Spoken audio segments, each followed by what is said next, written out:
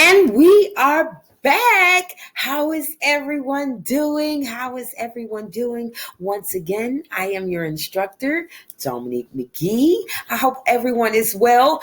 And now we are on exploring different self-care practices. Like I said before, and I brought my notes, so if you see me looking down, I had to keep my notes because I will go off, y'all. But let's get into it because I don't like to play with your time. So let's get into it. So self-care is our non-negotiable habits for our own personal selves.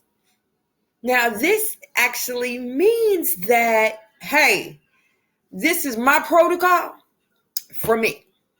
This keeps me sharp. It keeps me centered. It keeps my well-being at an all-time high.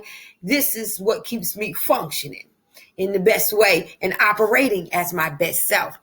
So I have just a few, about 8 different little techniques or areas that we want to go over.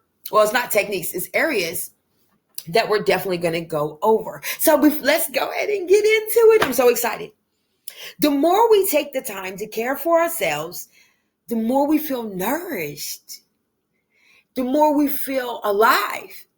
And that feeling allows us to continue to show up as our best selves, as the best version of ourselves.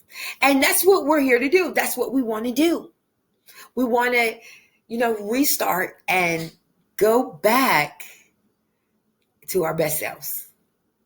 So let's get into it. I am very excited about this one.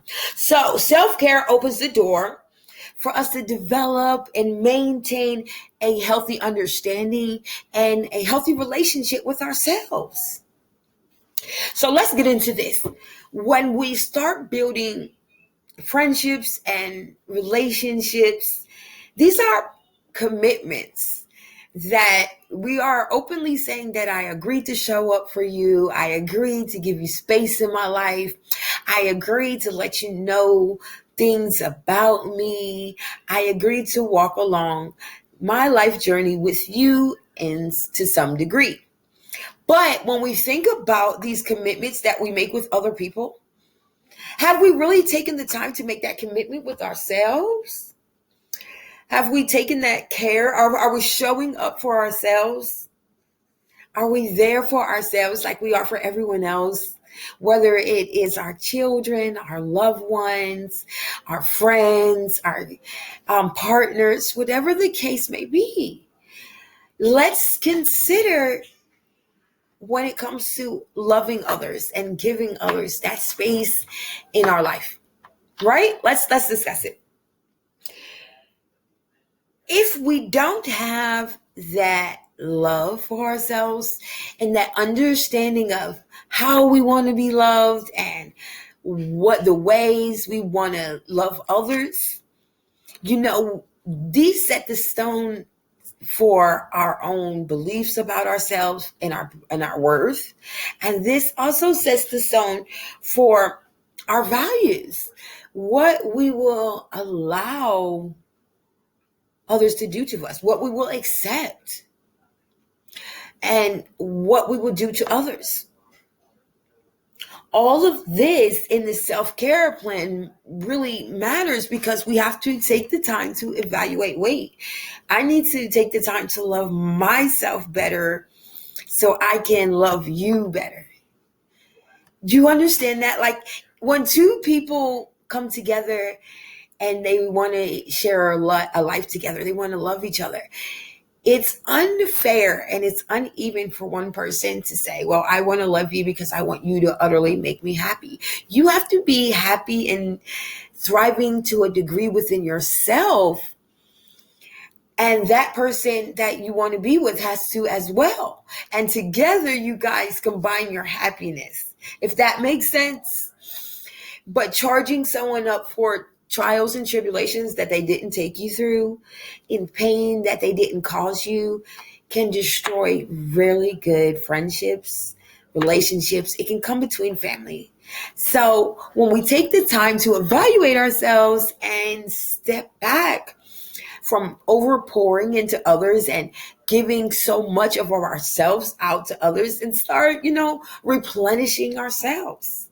So let's look into some of the areas. We're going to try to go into all 8 of the areas today, but we might get to 4 because I took like crazy notes and I tried to cut them down, guys, as much as I could, but I wanted to give you these gems. I really wanted you to be able to take away, when you go leave this class, some insight on, hey, let me get into this self-care routine that will benefit me. And when I say self-care, we'll start out in the shallow area, but self-care is a lot deeper. And we will get into the most important areas in just a minute. So, self-care is important when it comes to maintaining healthy relationships, taking care of ourselves physically, mentally, spiritually, emotionally. Before we can take care of another in any of these areas, we have to make sure we're taking care of ourselves in these areas. Once again, self-care looks extremely different for everybody. I am not here to tell you that, once again, it's one cookie cutter way and this is it. No. I want to challenge you to dig into yourself and see what self-care plan that you can develop, what self-care system that you can develop that actually works for you. And you can incorporate it in your day-to-day life, and I'm so excited to give you guys this. So let's get into it. All right. So as we get into the 8 different areas, I'm about to sound them off. It is physical, psychological, which is emotional. Well, not emotional, but mental. Psychological has a lot to do with your mental health. Everything to do with your mental health. But we'll go into that. Excuse me for that mess up. Emotional, social, spiritual, professional, environmental, as well as financial. Okay, because I can't wait to give you that one, because sometimes finances can cause us a lot of stress and strain. And I get it. But we'll go over that, okay? So let's get into physical self-care. Physical self-care has to do with how we take care of our bodies. We only get one body, and it's up to us to maintain it. And there's a lot of factors that go into our body, what we put into our body, what we expose our body to, how our eating, our health complications, even our emotional and other trauma can show up as health signs within our body. So, our body suddenly displays alarms. Oh, I'm hurting here. I'm hurting here. Even when you are emotionally in distress, you can feel it in your chest. You can feel it in your heart. You can feel an internal pain.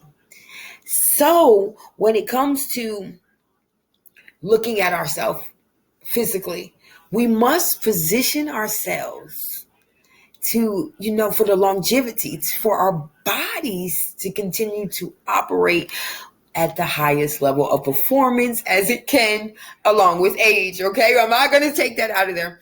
Along with age. And that comes to us paying attention to our physical well-being. Taking care of ourselves and engaging in the best for ourselves physically. And some ways you can look into this as, resting well, eating well, exercising, drinking water, taking care of yourself, keeping toxins out of your system. Now, that is to the degree that you can. to the degree that you can. We all know whatever we are struggling with or whatever, that area is within our physical bodies that we need to tighten up. Physical exercise is good. It makes you feel good. And it gives you like an endurance, baby. You be feeling, I know I do. Drinking water is also good for your body and for your internal organs, your brain functioning, everything. So you want to be able to show up as your best self. You want to be able to physically do things, because listen, when we are not physically at our best or engaging in things or not maintaining ourselves physically, that opens the door for illness and it breaks the body down. And when our body is broken down, when we're sick and we're not our best, feeling our best physically, how much are we really going to show up to do? How much are we really going to get done? Let's be honest. If you're going to do anything, be honest. So when we set into the self-care physically, let's do a self-evaluation and look at the areas of improvement and things that we can subtract so we can add in healthy behaviors and habits and incorporate them into our daily life. And so they can assist us in our own personal growth. So let's go into it. Mental health, baby. Psychological and your cognitive thoughts. This is your mind's ability to comprehend and process your experiences in life, your thoughts, what you are telling yourself in your mind. That can be a deal maker or a deal breaker. And we know about the intrusive thoughts. And the thing is about our thoughts is they can easily become how we embrace that and how we feel about ourselves. If we begin telling ourselves we're not worthy or we can't do it or we're not equipped to do it, we're not chosen to do it. When we start talking down on ourselves, we open the door for us to begin to believe these things. And when we begin to believe these things, they stop our progress. So working on your mental health matters. It's extremely important. It's so high up there on the Richter scale because a lot of the things that we endure in life, we not only carry them in our emotions, but we carry them in replay in our mind. And the intrusive thoughts continue. It's like sometimes the negative experiences are embedded in our thoughts. They're embedded in our mind, and they are often triggered by different things, different interactions, different environments, different situations, and they continue to be relived and break us down. So paying attention to our mental health and working on our mental health can benefit us greatly in our thought process and what we say to ourselves and how we view ourselves and what we believe in about ourselves. So let me go over just a couple things. Like I said, I am just throwing out some activities or techniques and ways that you can look into helping yourself in this area when it comes to building your self-care action plan. And when you look at each area, you can kind of assess yourself and say, okay, what area do I really need to work on? And how am I going to work on it? What is the plan? What do I need to subtract so I can add healthy habits? And what healthy habits will best suit me? So that's all. I'm just giving you some different things. And I also want you to understand the importance of mental health, stimulating your mind into a growth mindset. Has a lot to do with brain functionality, improving it, and assisting yourself. You're setting yourself up for the growth. And if we go, I'm a spiritual person, so shall a man thinketh, so shall he is. So if we start doing the groundwork in our mind and paying attention to our mental health, what's not healthy, what is really hurting us, what is working against us, what really needs to be evicted, what needs to be subtracted, what needs to go. Once we can get that down, identify that, then we can look into the things of interest, the things of desire that we can replace what was subtracted with, and we can practice them continuously until they become a habit. So, mental health activities, learning a new skill, or taking the time to dig up an old talent, a gift, something that you dreamed about doing so long ago, but you lost your drive, you lost your passion. Let's try to go back and rekindle that fire within you, an even greater fire, that we may take that and use it as a driving force to counterpart us into betterment. Because when your mind has a fixed goal on doing something and bringing something out of yourself, the excitement is undeniable. I'm here to tell you. Bringing back the forgotten talents, setting intentional goals, many personal goals. So I don't want anyone to go out and make an extraordinary goal. Let's start with little manageable goals. Excuse me. Let's start with little manageable goals that we are certain that if we put our mind to it and we put the effort, we can achieve, and celebrate them as we achieve them. And when we break down big goals into little manageable steps or little manageable goals along the way to a greater goal, we can then build up the momentum to overcome even more territory and to navigate through more challenges. It's just so much that can happen when you start implementing little goals. It can be a self-improvement goal. It can be a self-love goal. It can be anything that you desire. So look into it. I'm excited for you. Continue learning and personal growth. Take your personal growth serious. Don't ever stop learning. Continue to evolve and seek knowledge.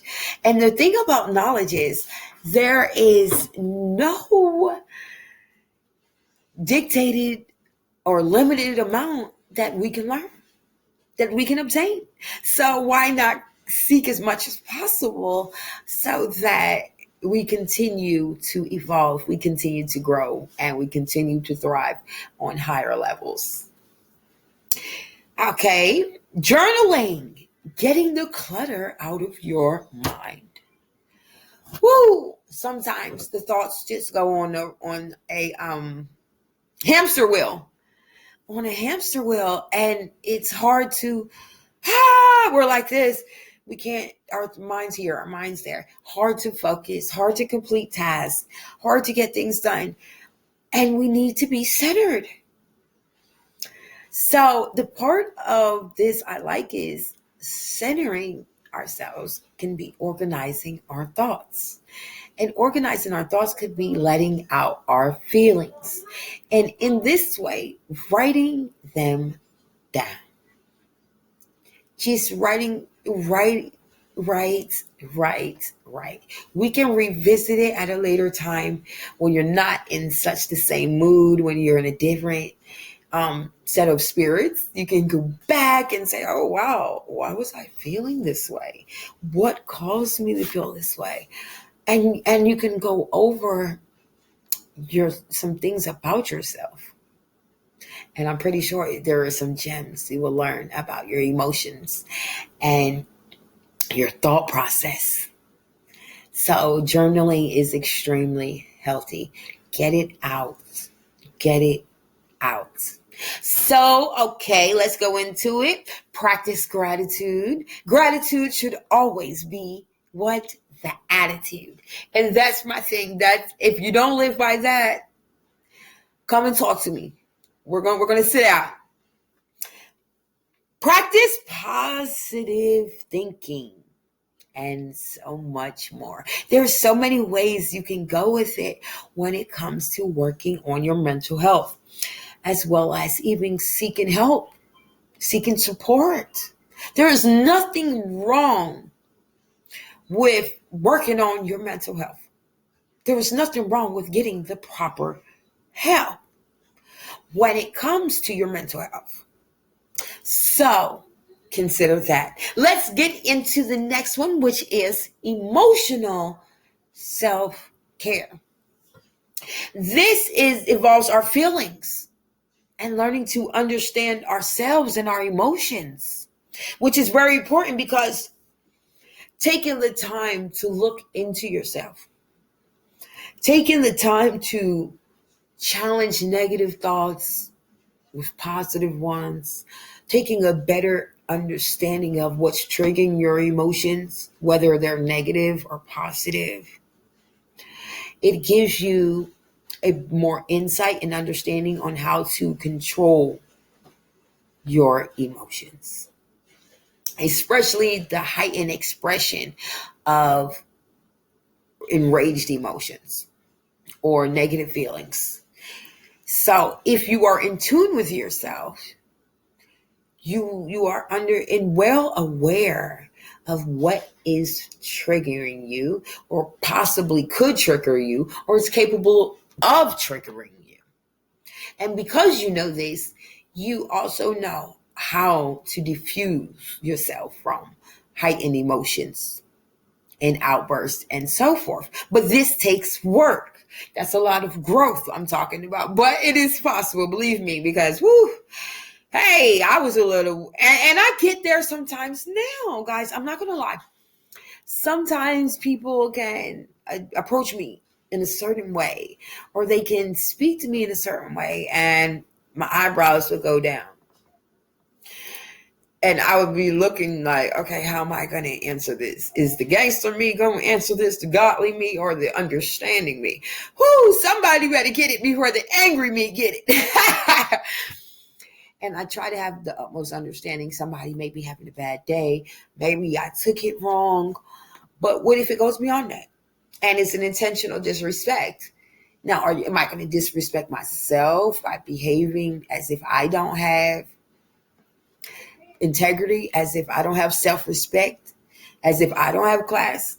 Now, some situations, I'm never going to let anybody put their hands on me now. You might see me turn into the knuck if you buck then.